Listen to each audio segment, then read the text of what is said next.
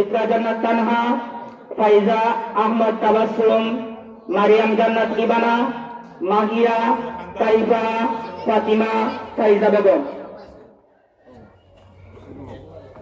এক গ্রুপ হচ্ছে মাসআলা আল জামাত।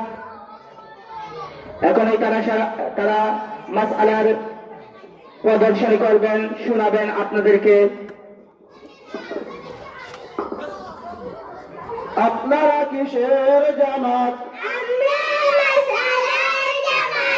আরম্ভ করুন। অজু করার তরিকা, অজু করার তরিকা,